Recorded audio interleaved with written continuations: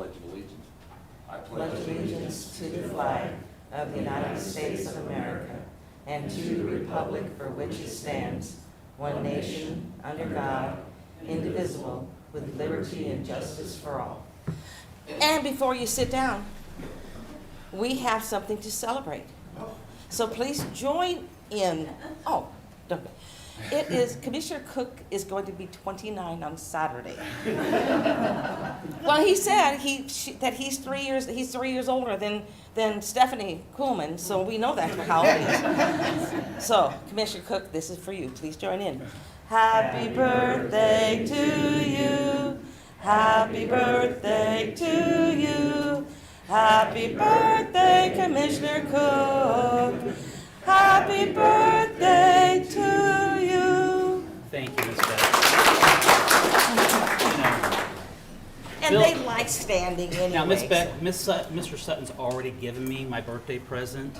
It's dump day. Oh. It's free dump day I at thought the maybe landfill. give What you. better way to celebrate my birthday than free dump day? If I've learned anything in my 50 years on this earth, you can lie about your age. All right. Good morning, everyone, and welcome to the Shawnee County Board of County Commissioners. It's June 15th, 2023. On my immediate left is Commissioner Kevin Cook, who represents District 2. I'm Bill Rippon, and I represent District 1. So, Ms. Beck, what's first on the agenda? First item is item 1, proclamations and presentations. A, TRIA Health Annual Report. Good morning, Commissioners. Angela Lewis with Human Resources. We have Jim Wynn with us today from TRIA Health. In addition to TRIA's Pharmacy Advocate Program, we also have a diabetes and blood pressure management program through TRIA. All of TRIA's programs are free of charge to our benefits-eligible employees. Jim? Good morning, Commissioners. What I'd like to do today is, as we go through this annual report, as a reminder of what TRIA does for your members, is for your members that have chronic conditions taking multiple medications, they have access to a program called TRIA Health. What TRIA does is we have clinical pharmacists that if members choose to engage into the program, that they have a pharmacist that's aligned specifically to this individual for all of their consultations and follow-up phone calls if they ever have any questions and so forth. The subset of the members that we target within the county, we get the actual RX claims in. So we're able to analyze the claims and identify potential members that have chronic conditions that are taking multiple medications. The subgroup of people that we really look at are individuals that have one or more chronic conditions taking 4 or more prescription medications. And the reason why we go after this subgroup is, number one, they're your high risk, most highly complex individuals on the plan.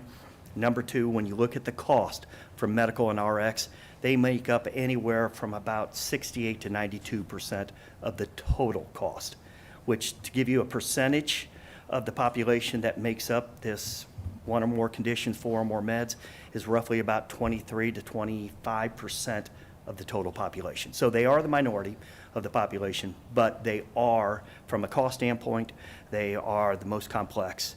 And what I would like to do today is just talk about, we always like to talk about success stories. What is the conversations that happen between the patients and their clinical pharmacist?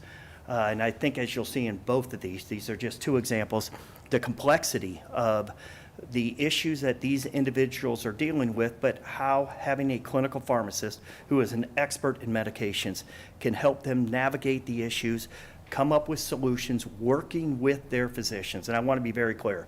We can't change any prescriptions, and we cannot discontinue any, and any recommendations we make have to be approved by the prescribing physicians. So we work in concert with their caregivers, and our program has been in place since 2018. And when we get to the financials, I think you'll see where the financial and clinical success has been with this program. So we'll get with the first one. This is a patient that had a history of uncontrolled diabetes, high blood pressure, high cholesterol, insomnia, and asthma. The patient was treating their diabetes with metformin, pioglitazone, Victoza injection, and Toujeo insulin. So 4 diabetes medications as they were working with trying to control their diabetes. But during our consultation, the patient reported that they had poor adherence to the diabetic medication when they were out of their normal routine or on weekends. And so what we did through the consultation is the pharmacist recommended that they switch the daily Victoza, which they had to take at least once a day, to the Ozempic, which you take once a week. So that took away the whole issue of I forget to take it today, or I'm on the weekend, I'm busy, I forget to take my medication and so forth.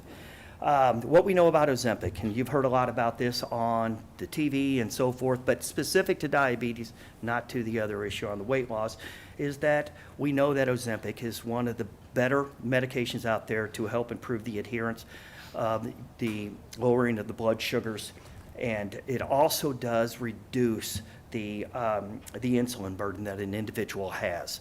So seeing this, what we did is we reached out, explained this to the patient, reached out to the provider to make the recommendation that we switch from the Victoza to the Ozempic.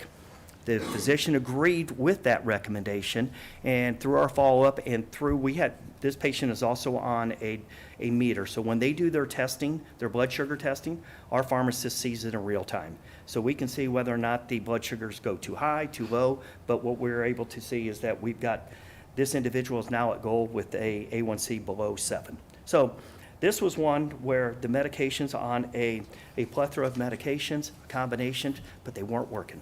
Or the patient, I should say, they weren't working because the patient wasn't following the protocol to doing it. We came up with a solution that made it easier, once a week. Now this patient is on track, and we now have a very well-controlled diabetic where initially he was uncontrolled. So what this did is we did all of this over the phone. The patient did not have to go back to their doctor. There was no out-of-pocket expense for them, and the plan did not have to pay for the specialist visit as well. Any questions on that one? That's great. Then we have this second success story is different drug needed, more effective drug available. And we run into this quite often, an example of patients having issues, controlling whatever condition they have, but they don't go back to their physician to get a better understanding or an explanation as to what they can be doing in order to get this controlled. This is a patient with uncontrolled asthma using Symbicort twice daily. They're using Compavent 3 times a day, and ProAir as needed, the albuterol as needed. But in our conversation, the patient told us that their asthma was worsening. It wasn't getting any better with that, and we knew right away that combination. And if you're on albuterol for more than 2 times a week, what we do know, and it's not controlling it, we know that we have an issue, but we also have a solution. It's called what they call the SMART therapy. And what the SMART therapy does, and what it is single maintenance and rescue therapy for patients with uncontrolled diabetes. And what this does, it allows us to reduce the number of inhalers that this individual is taking and get them on to where they need to be so that they're not having to take all of that, and we're going to get them on the right medication. So what we did is we made the recommendation to the physician to discontinue both the ProAir and the Compavent. And what we recommended was they use the Symbicort as their maintenance medication the whole time. This has worked out very well for the patient. They are now very well controlled on their asthma. And as they said to us when we talked with them, they said, boy, this was a simple solution. Here I was taking all of these medications, but I didn't know. That's one area that we educate them about. This is why it's important if you're having issues, either call us because you have access to us or go to your physician. So this was not only from a clinical side, an outcome that we were able to do, but also you'll see financially getting the discontinuation of the ProAir and the Compavent, there's significant financial savings to the plan. Any questions on this one? So the financials, and I'll go down here. So we had really good results on the financials. I've got to scroll. So Shawnee County invested with us last year $40,938, and we're showing a total annualized savings of $273,112. The first bucket in the green, these are hard dollar savings. This is the discontinuation of medications. This is the movement from high costing to lower costing medications that we're able to achieve with your members, utilizing the claims data that we have. So what we showed this year, this current year, we showed $93,492 in hard dollar savings on the medications that are no longer being paid for by the plan and by the member as well. You'll see over here on the aggregate savings, as I mentioned, Shawnee County has been with us since 2008. We've achieved over $330,000 in hard dollar savings as it relates to the TRIA program for the county in that regard. So just in the hard dollar savings, we're over a 2-to-1 on that alone. Healthcare savings, this is where we utilize the healthcare savings when we can identify and bring a resolution to members without them having to access their primary care, their specialist, go to an urgent care. You'll notice that we don't have any hospitalization here. We don't have any ER visits. We're very conservative, but we're showing about $18,000, little over $18,000 just in healthcare savings in that regard as well. And then compliance savings down here. This is the more softer of the dollars, and we recognize that, but this is why this program's in place. This program, what it shows here is that for asthma, we have 3 individuals engaged in the TRIA program when they came in were uncontrolled. We're not meeting HEDIS measurements, medications were not controlling it, and or they probably weren't taking their medications. Through the program, they have moved from what we call uncontrolled to controlled. We now know we have a well-controlled asthmatic individual now, which in turn should mean that better for the patient, but also should lower medical claims costs associated with it because of the potential issues around being uncontrolled. There are studies that are out there that show that the average savings for a well-controlled asthma patient is $1,349 less than an uncontrolled diabetic. So we had 3 asthmas that fell into that category. 15 diabetics came in that were not well controlled, not meeting their HEDIS measures that are now controlled. 3 with heart disease, 17 with high blood pressure, and 9 with high cholesterol. All of that based off of the average savings about $161,614,000.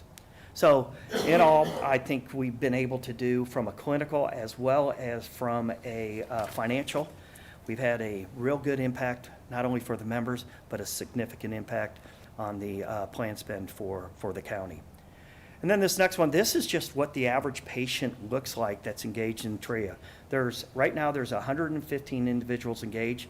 On average, they take 9 prescription medications, 2 over the counter. So they're taking about 11 medications a day.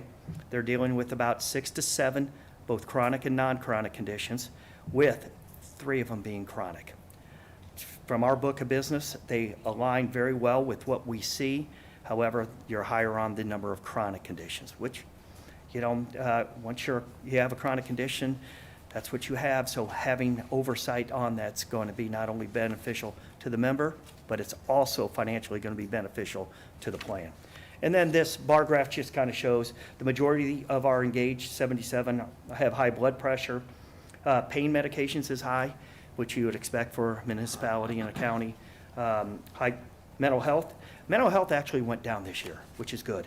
Mental health actually went down. If you'll recall, in our last meeting, we had a significant number of individuals with mental health, but we also saw that through the pandemic with every single one of our groups. So the A1C, I'll just skip to the A1C, the diabetes management. As you can see, that 80% of the diabetics that are in our program are well controlled, where the national average is only about 50% of the people are controlled. We had the average A1C is 7.37, which we've averaged about a little over a 1-point reduction. And then we had 3 users who had a 1 point or greater reduction, which we did not include in the financials, but the studies have shown that for every point reduction, there's about a little over $2,500 in additional savings associated with that. We put that in just so you can see that there are potentially dollars being saved in that regard, but more importantly, just knowing that your diabetic population who are engaged are well controlled and we have our eyes on them. So they're not your high-risk individuals, potential high-risk individuals going forward. And then the last piece of this is just, we look at everybody that's on your plan. If we see, even if they don't have the chronic conditions or multiple medications, if we see that there's a gap in their clinical side or compliance, meaning not filling their medications in a timely manner, we do outreach to those individuals. Like in our clinical alerts, we identified one with cardiovascular disease that was not taking a statin. We know that medication requires a statin. We did the outreach. They're now on it. We had 5 diabetics without a statin that now are taking one to help them. And then we had 4 individuals that we moved to the short-acting inhalers and so forth. So we are getting real good success. We had 36 individuals call the help desk outside of the Engage, just inquiring about medication-related issues and/or questions. So we are seeing really good results from your members, and I think we're going to continue to see really good results going forward. Any questions for me? That's all I have. Again, just to note, this is a voluntary service. You're just providing the information of other options to our employees. That is correct, yes. Okay? Mr. Chair. Yes. This is Jim Kraus, Shawnee County Councilor. I may have misheard you. You said that we have been contracting with TRIA since when? 2018? That's what I thought. So the total savings you're talking about are over 5 years, not 15. 5. 5. Thank you. Did I say 15? Well, I thought I heard. I thought I heard 2008, and I may have misheard. I'm sorry. Yeah, no, you're fine. 2018. Gotcha. And when you see the report, is on your right-hand side of that is the aggregate savings since then. Yes. Thank you for all that you're doing. Thank you very much. Appreciate it. Thank you, Jim. Commissioners, I know that you've heard from employees and sometimes retirees who think that our benefits costs are being driven up by additional programs that we offer. One of the reasons we wanted to do this report is to show that these programs pay for themselves, and we're grateful for our relationship with TRIA. Thank you. Thank you, Angela. What do we have next? We have item 3, consent agenda. I would move that we approve the consent agenda. Second. Motion's been made by Commissioner Rippon, seconded by Commissioner Cook. All in favor say aye. Those opposed, motion carries 2-0. Next item. Item 4, new business, A, County Clerk number 1, consider all voucher payments. Commissioner, this morning we have vouchers that total $3,237,974.03. The highlights out of the voucher report is under building and maintenance. We have Sunflower Paving Incorporated for $119,216.40. This is at the Department of Corrections Adult North Parking Lot Repair. Also under building maintenance and outdoor adventure, we have Crawford Siding Window Gutter LLC for $29,344. This is siding and window replacement at the Lake Shawnee Shelter number 6. Under bridge, we have Cook, Flat, and Strobel Engineers for $52,000, which was design services on the northwest 78th Street Bridge over tributary to Half Day Creek. Under the information technology, this is being paid with the ARPA SLFRF funds.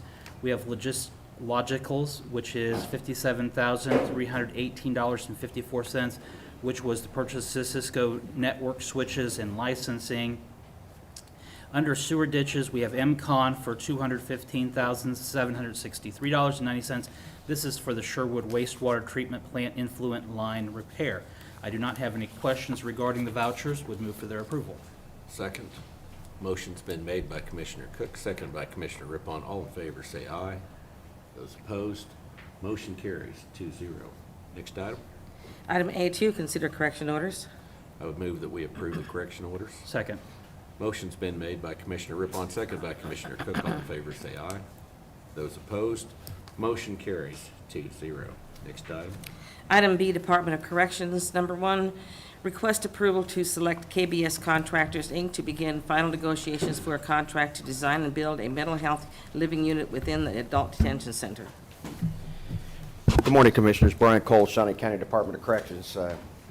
I'm happy to say we're finally here. This has been a long process and a vision of mine in this department in this county for many, many years. But back in February of this year, the Shawnee County Board of Commissioners approved us to go out for an RFQ to be able to submit and collect qualified applicants to go through a Kansas statute-driven process to be able to find qualified applicants or for agencies to be able to look at the design and build of a mental health facility or housing unit at the Shawnee County Department of Corrections. I know many people have heard me, a lot of, throughout, my career talking about the huge challenges that we face in Shawnee County, and it has been listed as one of the top health concerns in Shawnee County. I would say that the incarceration of those who suffer with serious and persistent mental illness has been one of the biggest challenges facing our agency. This doesn't stop just at our doors. I meet often with Jim Crowell in his office regarding the safe and well-being of our inmates. We did have 3 successful or qualified bids that went through the process of all 3 phases, and that deadline was May 12th of this year. I first want to say part of the resolution that's set by the county, I want to give a tremendous amount of thanks to the committee that sat and listened to the applicants, which was Jim Crowell, Nelda Henning, Mark Price, and Craig Gamber, Kurt Niehaus, and also Betty Greiner and her staff who were here to help us with collecting, questions and making sure, and going through the process, because I think going through this process of design and build and, making sure we follow the statutes, it was a long process, but it was a learning process that I was happy to be a part of. That the consensus, well, I want to go back and that when we looked at the design and everything, in picking somebody, we wanted to pick somebody that had the same philosophy that we were looking at, that was going to be involved with reducing liability, to look at flexibility for the future. We're not going to be here forever, but the jail's not going to close down the day I retire. At least I don't think so. And we had to look at the design that also dealt with the philosophy and how you actually are to house those who suffer with serious and mental illness. There was a consensus on part to go with, to proceed with KBS and HTK as part of the design and build process with this. And one of the things that I was very proud to listen to their presentation, and I want to say this, that all the companies that presented did an excellent job. So I want to say that.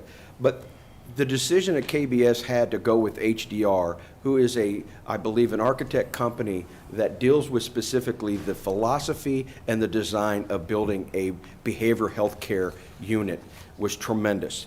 And in fact, later on, we're going to try to provide a work session that Major Phelps and I spent almost a week in Columbus, Ohio, and HDR was a part of that almost $1 billion facility, which included a mental health and a behavioral health and medical unit. So that was speaking the language based off my research. And I've been in mental health and corrections for almost 35 years, and those were the key words that I wanted to hear. Expanding space, windows, colors, and I want people to understand that this is not a move on my part or anybody's part to try to be soft on crime or to make it fun to be in jail. That there is tons of litigation, and it wouldn't take me very long to go to Tim Phelps or Jim Crowell to be able to show you that the challenges that we face in Shawnee County. You cannot just throw people with mental illness in a facility, throw them in a room, hope they take their medicines, give them some water, and hope they do okay. It just doesn't work that way. You have to look at everything from their health care, a plan, their reentry. You have to look at why they're here at the facility, how we speak, how we do uses of forces, how we do everything. And this facility that we're looking at and hoping that we can get to the first phase of just today, approving the ability to speak with KBS and HTK and coming up with a financially good situation for Shawnee County. Tim Phelps is here, and he's going to be the project monitor and the project person that goes along with this and working with everybody. And I want to say, did I mention you, Kurt? in the early, sorry, okay, I didn't think I mentioned it. I can easily get persuaded, I just saw you at the corner of my eye. But I just want to make sure that, we have Tim Phelps, and we have representatives from KBS and HTK here, that this was the consensus, both design and financial proposal that was given. I'm very excited. I know this is going to be a very serious and expensive endeavor, but I want to be able to just at this point to start talking about how we move forward in the contracts and being able to deal. And we would be working closely with Jim Crowell in his office and KBS and HTK. So we do have representatives. We have Tim, if there's any questions specifically in KBS and HTK here, if you have any questions that you would like to ask. Ryan, I think a lot of people out there would be looking in on this today and saying, why is our jail creating a mental health facility? Yeah. What percentage of your incarcerated population probably falls under that? We are probably averaging close to almost 50% that would meet our definition of serious mental illness. And when we talk about serious mental illness, when we joined, Shawnee County is an innovator county, which means that we are meeting and exceeding the expectations by the National Stepping Up Initiative. That was something that Shawnee County did. But one of the things we have to do is come up with a common definition of mental illness or serious mental illness. And when we put that definition, that affects the person's way of living, thought, being able to do, their health care, being able to live in society and jobs and things like that, and goes along with the DSM's, diagnosis, things like that. We found at one time we were as high as 51% of our population. We have an average population right now of about 530 people. That's over 250 people that suffer with serious mental illness. This isn't people, and I mean this respectfully, that are coming in with low-level depression or sleeping disorders, because if I start including that, which we do take very serious, you're start looking at 80% if you get with the National Alliance of Mental Illness. So for us, the problems that we've been facing are the challenges that we do have good services, but our facility was not built for this several years ago, 30 years ago. We are housing inmates that have serious and persistent mental illness in about 6 different areas. And it is becoming a tremendous burden on our staff to get out and start seeking services, bringing that group together. And one of the things that we're seeing in our research is when facilities are able to bring that group together in a common area where services can be there. And that's a big part of direct supervision, that we can bring the services to them. In there, we can come up with trauma-informed physical plan. The services can be right there, that they can be ready with counseling, group sessions, and things like that. We're at the point to where Shawnee County leads in many different ways, but we're at the point now that we have to start looking at the physical needs and the physical plant needs, should I say, of this challenging population. Brian, along with mental health, how much of this also ties in with drug and alcohol addictions? It will go hand in hand because it's all co-occurring disorders. This is going to be a program that, we received a letter, I don't know how long ago, from the Department of Justice that we have to have a medical assistance treatment. Patient-assisted treatment. Yeah, with the MAP program. And for coming in opioid, and it is part of the American Disabilities Act. So this is going to go right hand in hand because a lot of those individuals who suffer with mental illness are dealing with drug and alcohol addictions, and it goes along. They mask some of the mental illness. So this is going to be part of that program. We already have in Shawnee County. We work very closely with Vallejo of having an in-house drug and alcohol program. This is going to be right there because this facility is going to be right next to, or looking at how we design, involved right in our medical complex area of the facility. So dealing with drug and alcohol is going to be right together with this program. Well, let's talk about the financials. Nothing is cheap, and it seems like everything's getting more expensive every day. It is. So Shawnee County has borrowed and taken out debt in $10 million, specifically for addressing issues at the Shawnee County Department of Corrections. Do we anticipate that, how far does $10 million get us with work on a construction project like this? To do it right and to get the things, and this is going to be part of the process that we work with our consultant and HDR, that gets us a little bit more than halfway, about three-quarters, a little less than three-quarters of the way to purchase a facility or to be able to design it the correct way. You're looking at probably, if I start looking at costs, and obviously we haven't got to a maximum guaranteed price, but most of what we're seeing here is you're looking between $17, $18 million to be able to look at this, to do it right, to be able to have it there. Just done correctly. We are working, in fact, that Major Phelps and I have a meeting set up next week with the Kansas, state of Kansas to start talking about funding and their initiatives for that. I've already been in contact with some people with the congressional delegation in several representative and senators' office that have met with us earlier on with this because we hold federal inmates about their desire to help us with this. Nothing about this is going to be is cheap. And so finances is going to have to be something that we're going to have to consider.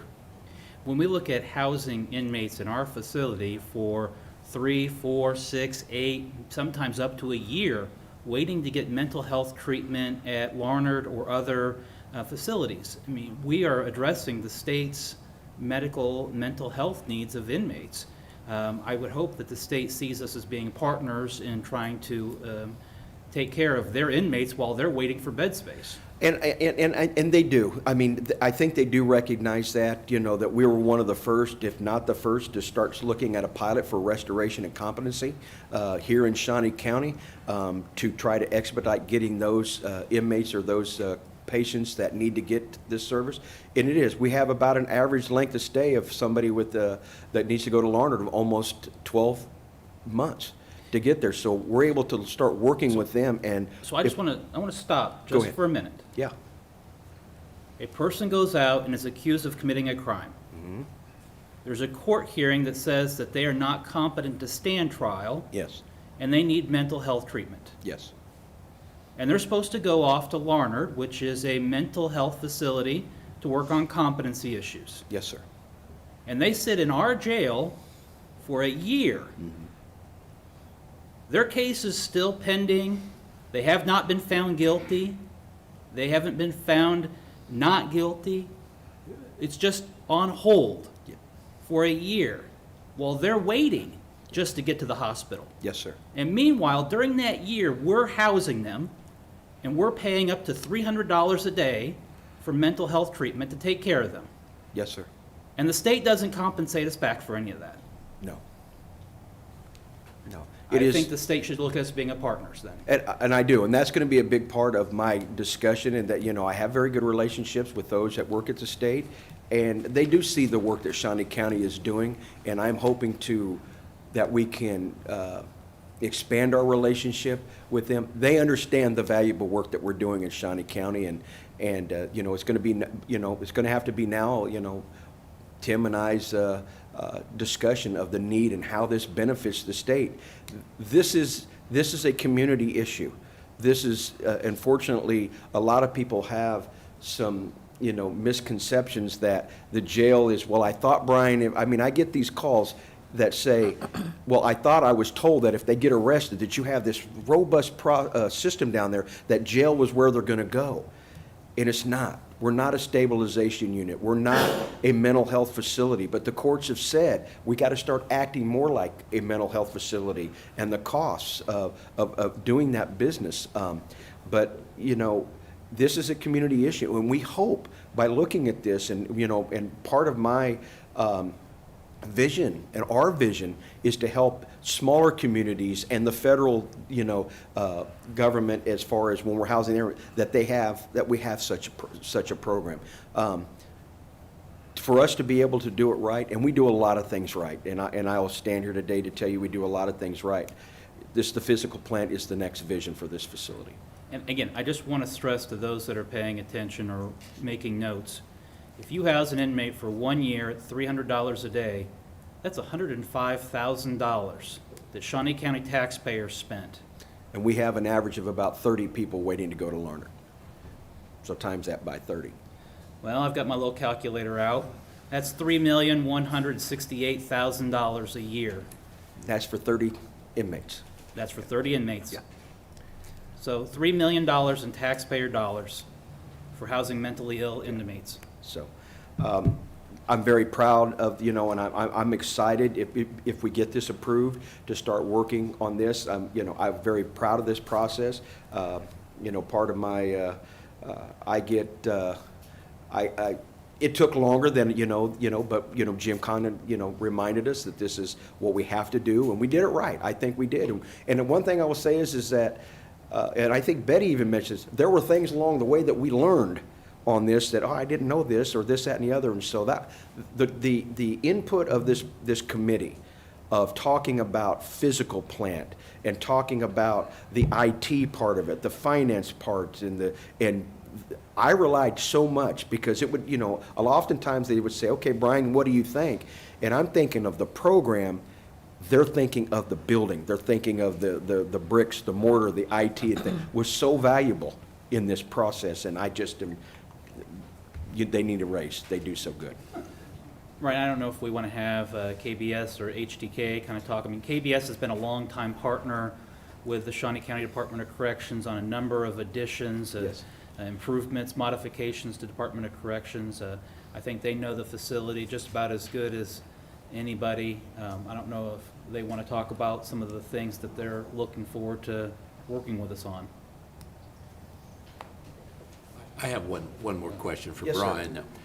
With this new facility, would it allow us to bring in the expertise we'd need to evaluate some of these people that normally would go to Larned, where we Yes. can expedite things and thus have them in our facility? A big part of it is going to be, and Tim and I are going to be representing in there, is that this is going to allow us to build upon that restoration and competency program to allow us to expedite to get people there, that they will bring in evaluators, that we have the space to do the evaluation, but we can expedite this and be able to do those services on site. And I think that's going to be very valuable for us. I can see where that'd save us some money. Yeah, it will. It will. All right, okay. Get this out of your way. I'm sorry, sir. First off, we appreciate your consideration of this, and we appreciate Brian and Tim's going through this process. Yeah, we have KBS. We've worked down at the Shawnee County Jail quite a bit. We have a good relationship with Brian and Tim and the staff down there. So we're confident in that. We're excited about it. A little bit more to, I guess, the cost and our initial thoughts here, and Zach Sneathen with HTK might comment on this too. Our initial thoughts is to understand, the program that the jail is looking for. So before we start talking about money and things like that, yes, we made some assumptions and we came up with a couple different schemes and we put a price to that, but it's really conceptual. It's probably within the realm of what we're talking about here today, the dollars, but it really starts with going through a good program and good understanding of, what the facility needs, what expectations are, and then, once you do that, then we can put a little bit more of the design to it and start going through a process where design and dollars are managed to meet a agreed-to budget. So I guess that would be my initial comments. And as far as the programming, maybe Zach will speak to that a little bit, his vision on that, but we're excited and, again, appreciate the opportunity. Might just note KBS is a Topeka-based company and local here to the community. Yep, we're proud that our whole team, HTK and KBS, is a Shawnee County team, so we made note of that in our interview, and we're proud of that, too. Thank you. Yeah, thank you. I'll just say just a little bit about, from a programming aspect, and we bring with this, and Brian mentioned it, so there's HDK and HDR. HDR is a consultant that specializes in corrections, not only corrections, but also healthcare. And the individuals that we've been working with have bridged those two design fields and really studied what it looks like, what healthcare looks like in the correctional environment, and kind of they've studied really healthcare at all different levels, but specifically recently on mental health, as every community is facing the situations that we have in our community. It's not unlike any other community. And how do you house these individuals, give them the care that they need? Tim mentioned it early on in the process for the solicitation process. Is we recognize that this is still a correctional environment. We want to make it soft enough for those individuals to be able to meet their needs and to be able to get them into a better place. And so we're excited about that the team that we have locally, KBS, HTK, Latimer Summers, local consultants, but then also the national expertise that we bring in with HDR. And it's going to be, and work through a process that really understands what the needs are here, what examples we can pull from other facilities that they've worked on, and figure out what's best for Shawnee County. So we're excited about that process and being able to work with the county team. Thank you, Zach. Thank you both, and I look forward to working with you on this next project. Thank you. Last thing I wanted to say is that one point that I probably didn't emphasize enough that was just brought up is that this is still going to be a correction facility. So the safety and security and the design is not going to be compromised or jeopardized. The integrity of the facility is that we owe and are committed to the safety and security. That is our #1 goal in Shawnee County, and that will continue to be our #1 goal. So this is going to be a plan to put in on how we really now thoroughly mesh the two of security, and we are not going to compromise the safety and security of the inmates, the staff, or this community. Thank you. I'm going to make a motion to approve that we enter into a contract negotiations with KBS and HTK for the Department of Corrections. I'll second. Motion's been made by Commissioner Cook, second by Commissioner Rippon. All in favor say aye. Those opposed, motion carries 2-0. Thank you. Thank you, Brian. Next item. Item B2, request approval of fiscal year 2022 adjustments for adult and juvenile community corrections, end-of-year budget reports needed for closing the grant program requirements. Good morning, Commissioners. Tim Phelps, Department of Corrections. This is a housekeeping item that is required to wrap up and close off every fiscal year for grant budgets. And this document demonstrates where we made adjustments to our initial budget so that we could cover expenses that were the actual reality of the year. So this covers adult 3rd Judicial District, adult 2nd Judicial District that we no longer are in charge of, but we were during the fiscal year that's applied, and then juvenile. So I'll be happy to answer any questions that you have. Questions? I do not. I would move for approval. Second. Motion's been made by Commissioner Rippon, seconded by Commissioner Cook. All in favor say aye.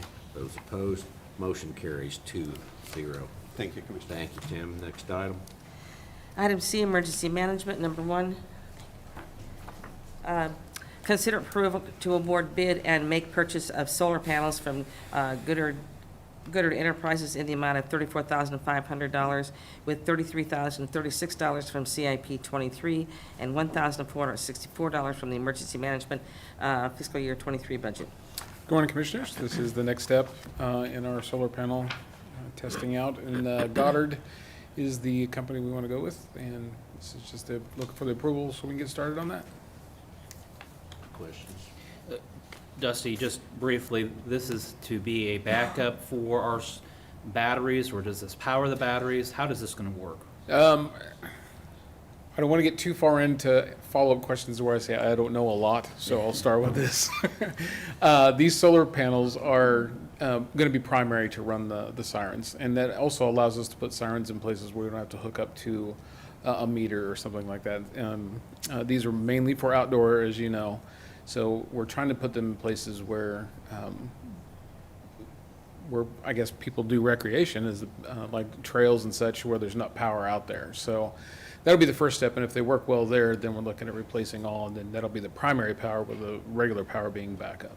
And for the public's information, how many outdoor warnings, We're hours? looking at, we're up on just a little over 60. And Goddard's trying to, that's the company we went with, to see if we can take some of our older sirens and bring them online too. So we might be near 70 when this is over. better coverage too. So, but we're looking at initially just doing 4, make sure that's going to work the way we want to, and then branch out and cover all of our sirens that way as well. Do these panels, do they attach to the structure that holds the siren? They do. It's all They're attached up to off the this thing. ground quite a ways. Yeah, sometimes we have battery problems, and we have to get the crane or whatever it's called. I know Bucket Public Works. We were talking about that last week. We use that vehicle as well. So get that lift truck to check the batteries, and so it's all up there at the same location. Okay. I'll move for approval. Second. Motion's been made by Commissioner Cook, seconded by Commissioner Rippon. All in favor, say aye. Those opposed, motion carries 2-0. Thank you, Commissioner. Thank you very much, Dusty. Next item. Item D, Stormont Valley Event Center, number 1, consider authorization and execution of contract C-189-2023 with First Western Equipment Finance for the rental of a riding sweeper machine for 36 months with a monthly payment of $1,186.92. Good morning, Commissioners. Kellen Seitz, Stormont Vale Event Center, and OVG 360. The item in front of you today is essentially for a riding sweeper unit that will enhance our operational efficiencies and reduce our operational labor costs. This unit allows us to do post-event cleanups and pick up any loose items by means of what we traditionally had to use a pretty sizable labor force to do. This allows us to use one laborer to ride that unit and do the post-event cleanups in a much more timely manner. So happy to answer any questions you might have. How often do you use, it's just after each event, or is this something you? Yeah, so on this a regular this basis? type of unit would be used in both Exhibition Hall and Landon Arena after any kind of post-event cleanup, whether that's a concert, family show, exhibition type show, consumer show, trade shows in those spaces. It picks up any loose article items where we would typically have to sweep those up with a team of employees. This is basically a ride-on sweeper, and it picks up articles as small as a pen tip all the way up to the largest cups that we sell and offer, and any more loose items that we sell and offer from concession stands, and allows us to dispose of that and do those operations much quicker. So you just empty this unit into one of your dumpsters out there? That's correct, yeah.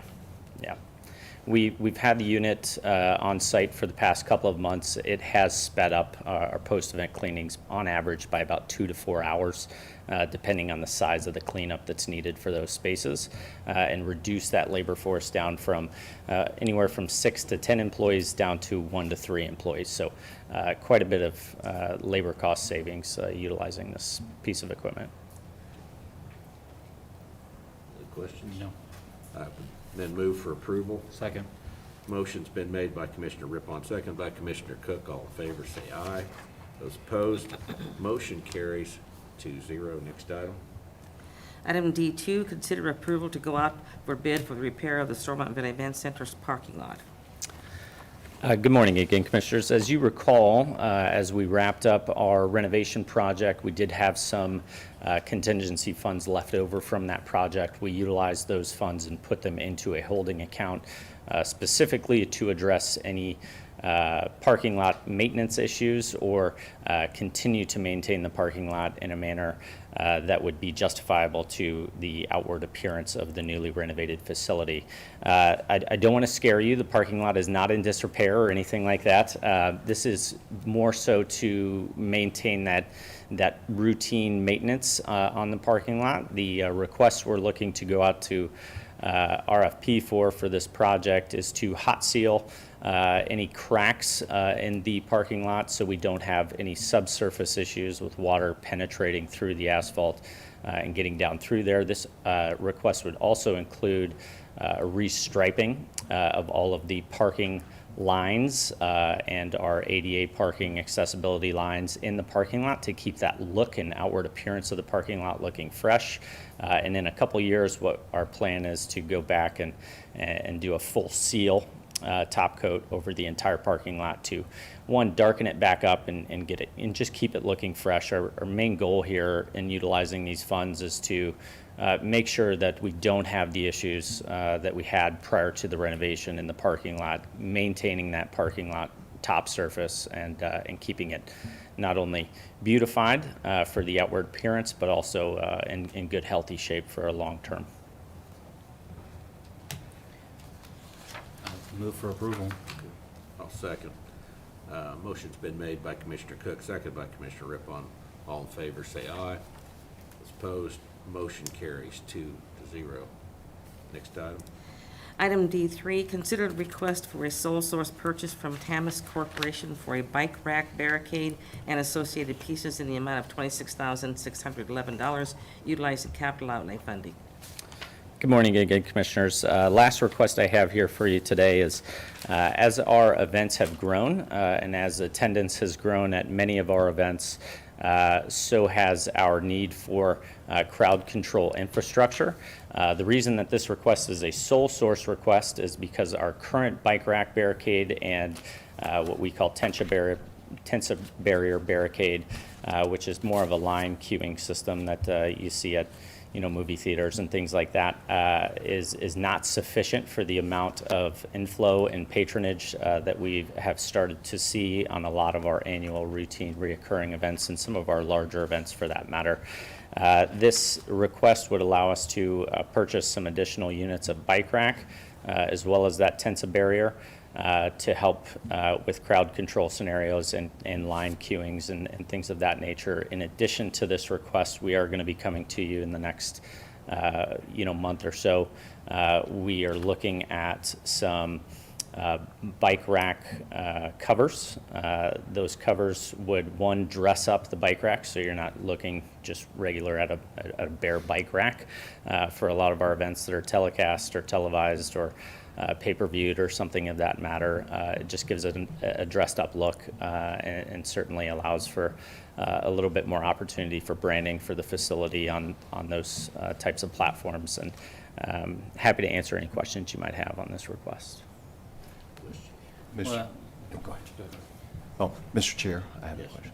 Jim Crowley, Shawnee County Councilor, and this is not an attempt to slow this item down or pull it. And I understand we've used this vendor before for similar items. Had my office reviewed it, we would tell you, you might check with the vendor about the sales tax portion because we're probably exempt from sales tax. I know that the invoice lists us as one of the states where they're going to start collecting sales tax. That probably still doesn't apply to exempt properties, so please check into that when Sure. you consummate the purchase.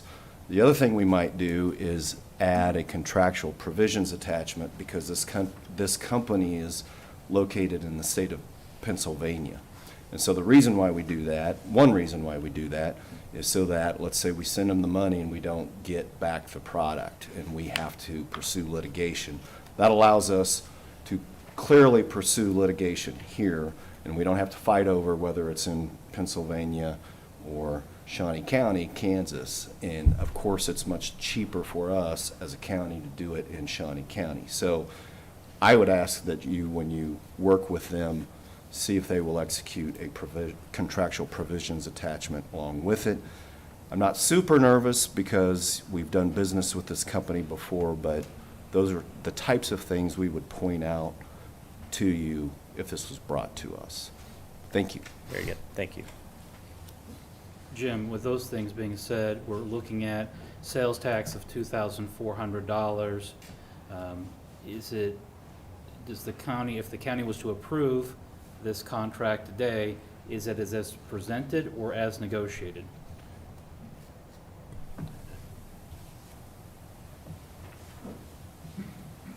Betty Greiner, Director of Administrative Services. The amount that they're asking you to approve is excluding the sales tax. So if for some reason that vendor would not exclude that sales tax, then Kellen would have to come back to you for additional approval. Jim Crow, what Betty said.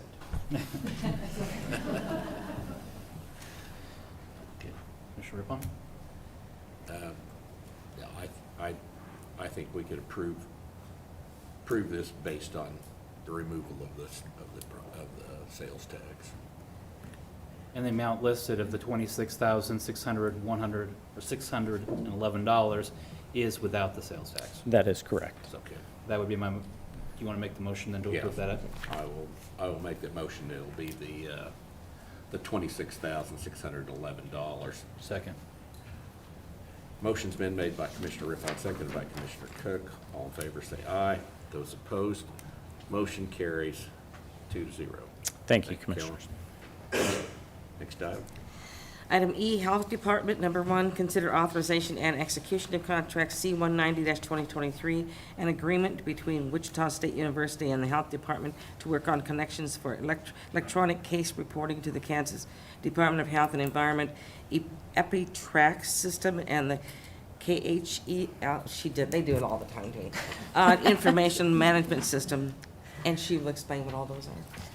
Good morning, Commissioners. Teresa Fisher, Director with the Health Department. The agreement before you is to allow for a real-time data exchange between the two departments from KDHE, which is EpiTrax, which is the reportable disease software program, and then KHEL, which is the Kansas Health and Environmental Laboratory. This will be a bi-directional exchange, so we would be able to put items in that they would receive and the same that they would put items in that we would receive.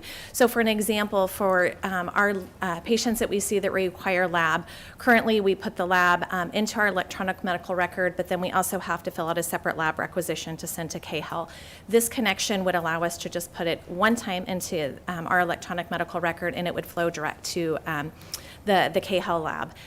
In return, we would get the results back directly into our electronic medical record versus right now we have to go out to their system, download them, and then upload them into our EMR. So this is definitely streamlining our work. It'll be cost savings for our staff and more time efficient. So the EMR company has worked, that we have has worked with other in our state with connections. They're poised and ready to go with this. And with that, I'm happy to answer any questions. So this is just an agreement to allow this to happen? This is. They're actually paying us $5,000 to allow for the exchange and for our staff time to be trained on how this process works. So there's no cost to us, and this is a one-time payment they will make to us for the connection. Okay.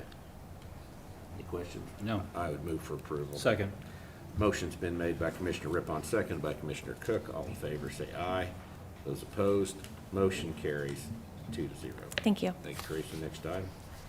Item F, Parks and Recreation, number 1, consider authorization and execution of contract C-191-2023, a memorandum of understanding between Shawnee County Parks and Recreation and the Westboro Homeowners Association for the purpose of formally establishing a partnership which will help to manage and improve the Westboro neighborhood parklands. There is no additional cost to Shawnee County by implementing this MOU. Good morning, Commissioners. Tim Laurent, Shawnee County Parks and Recreation Department. So this agreement has been in the works for probably close to 2 years, and I think there's a history between Shawnee County Parks and Recreation and the Westboro Homeowners Association of working on projects far before that. I know that after speaking with Commissioner Rippon about this on more than one occasion, they've done a lot of things together. So this covers Westboro Park and Tudor Park, and it outlines in the agreement that there's really 9 different areas, and I won't go into each one of them, but you're talking about quite a bit of land and little niche, little pocket parks in the Westboro area. And many of those have already had significant improvements made by the neighborhood association. So ultimately, I think what this does is really hopefully improve the communication between the neighborhood and the Parks and Recreation Department. So moving forward, we can coordinate our efforts and make sure we're doing things efficiently and effectively and ultimately have a better product. So be happy to answer any questions. So when the Shawnee County and City of Topeka parks merged, Westboro parks are not part of the city park system? They are. They are, yes. So then these are parklands that we're already maintaining? Absolutely. And so by having this agreement, what are we adding? We're not necessarily adding anything specifically other than we're formalizing the way we're going to communicate moving forward. So there's been a lot of, I mentioned, there's been a lot of improvements made in those areas. I don't think those were always communicated to the department. They were just done by the neighborhood. And likewise, they've got some areas that they really want to see maintained a certain way, and they just want to have the ability to have those discussions with us. I just want to know where we're going from here. When the residents of Edgewood Park Right. call up and they say, we want a memorandum of understanding on what you're going to do for our park. Are we going to be Right. entering into a partnership agreement with the Neighborhood Association of Edgewood Park? Yeah. Well, I think if that neighborhood association approached us and they had some concrete reasons why they thought that would help the situation, we would entertain that. I want to point out, and it says in here, this is at no additional cost to the county, because ultimately, even though we have this memorandum of understanding, all the decisions are going to be made through our department and this board. But there are a lot of neighborhood associations, neighborhood groups. Our parks are scattered throughout Shawnee County. And are we entertaining that we're going to be entering into memorandum of understandings with all the different neighborhoods and having a contract like this? Where do we go from here? Is this opening a Pandora's box? Well, I hope not. But again, I think that we already, without having formalized memorandums of understanding, meet with neighborhoods on a regular basis.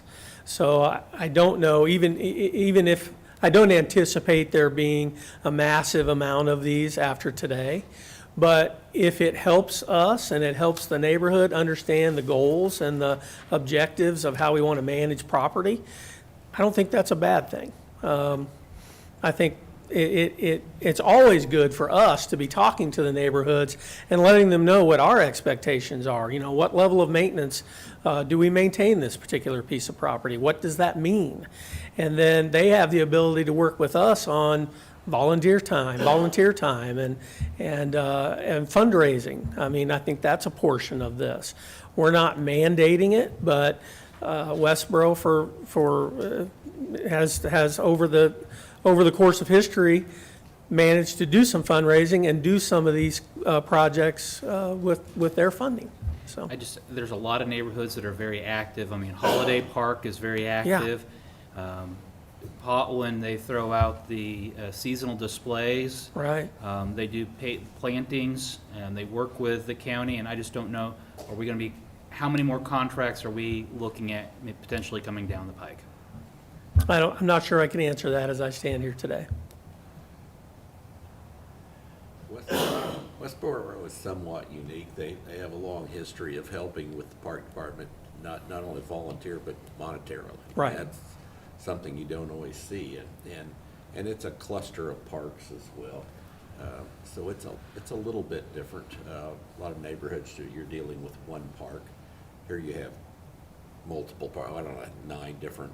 Yeah, there's 9 different spaces. Things. So it's a little more complicated, and it may not be all bad to have a memorandum of understanding. I don't think there'll be a whole flurry of these different neighborhoods, but Right. I could see there being a few more. I really can. I think there's other neighborhoods that we're currently working with where this has been a topic of discussion. But I think you hit the nail on the head. They have a history of wanting to be involved. And sometimes we've butted heads because what they've wanted to do and what we've wanted to do hasn't been the same thing. So this would hopefully fix that problem. We'll get on the same page, and I think we'll benefit from that, both groups.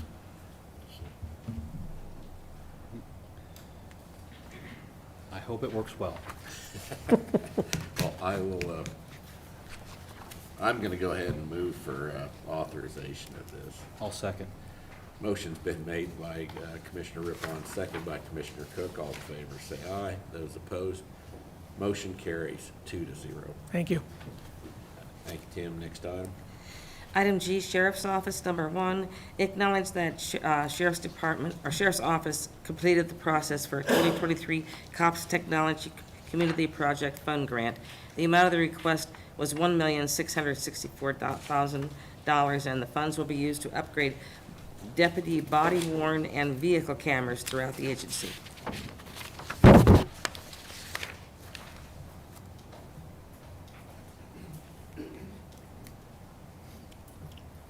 Good morning, Commissioners. Danny Lutridge, Sheriff's Office. We are applying for a grant that will be used to purchase Axon video for our body-worn cameras and our in-vehicle cameras. So I'd be happy to answer any questions that you may have. Senator Moran's office has worked with us in the past in allocating some of the federal grant money, and we're working with his office again to try to secure this grant. Yes, that is correct. And this would supplement what the county is doing as far as equipment and already it has in place. Correct. Okay. All right. I would acknowledge approval of this grant. Before I second, is there a match on this that the county has, or is this just a 100% grant from the federal government? This is a 100% grant from the federal government. Then I'll be happy to second. All right. Motion's been made by Commissioner Rippon, seconded by Commissioner Cook. All in favor say aye. Those opposed, motion carries 2-0. Thank you. Thank you very much, Dan. Good luck. Thank you. Next item. Item 5, public comment. I don't have anyone signed up, but if there's anyone here from the public who wishes to speak this time, There is. come on up. Please give your name and Good morning, Commissioners. Paul Post for Sunflower Music Festival, and I would like to invite everyone to join us tomorrow night at White Concert Hall.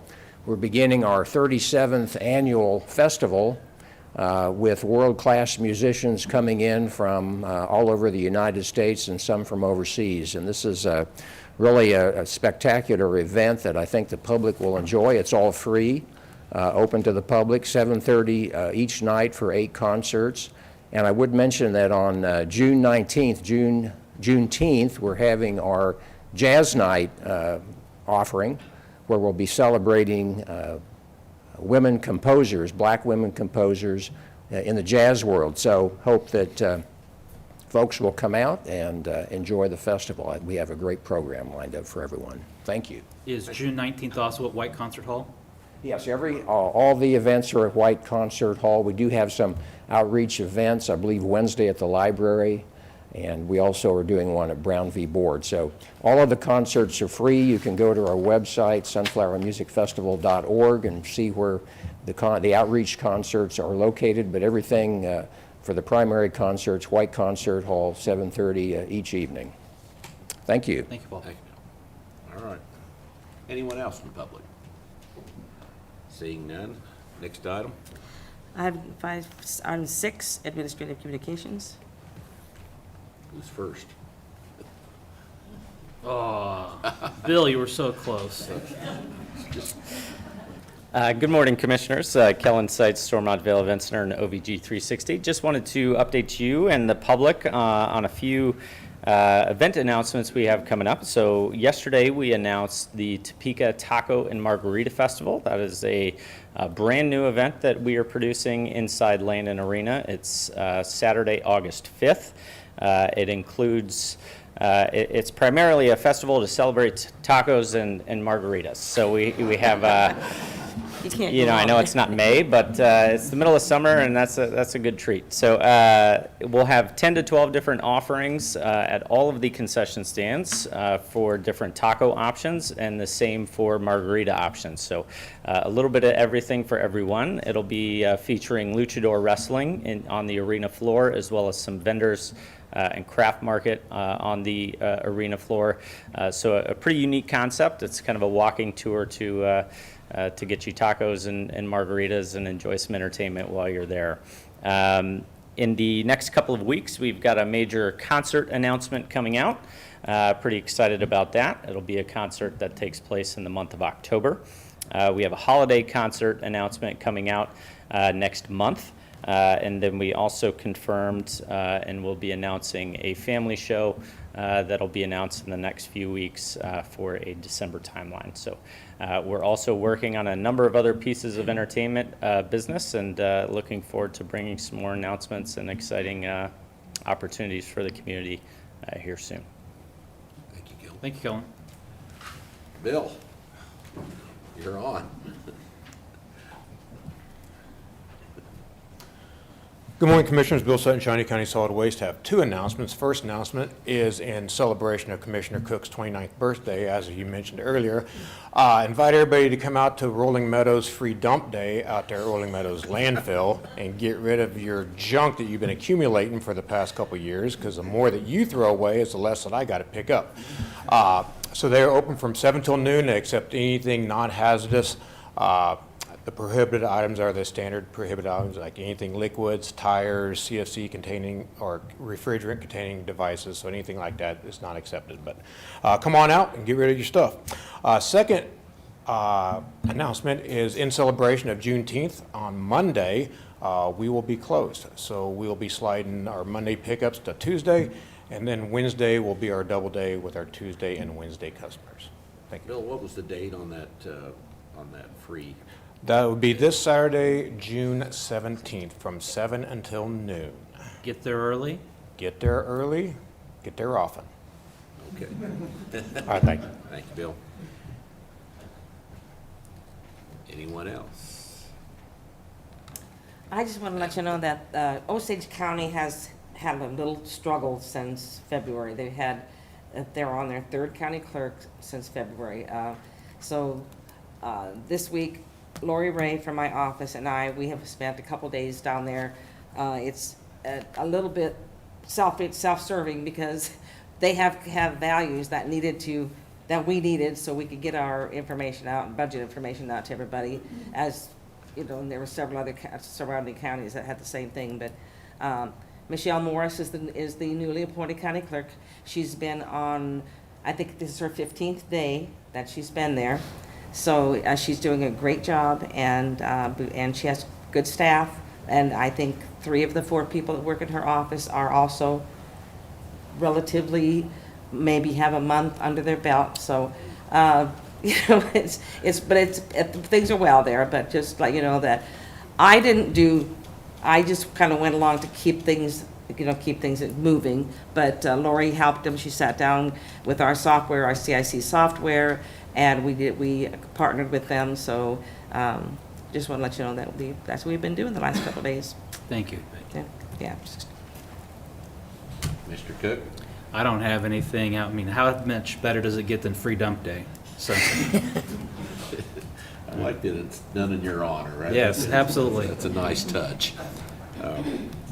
I don't have much to add. I attended the Symphony on the Flint Hills. That's always a great event for this area of the state, and there's nothing else like it to hear that music, and you're out there kind of in the middle of nowhere with cattle and cowboys out there, and it's just a great event. So that's all I have.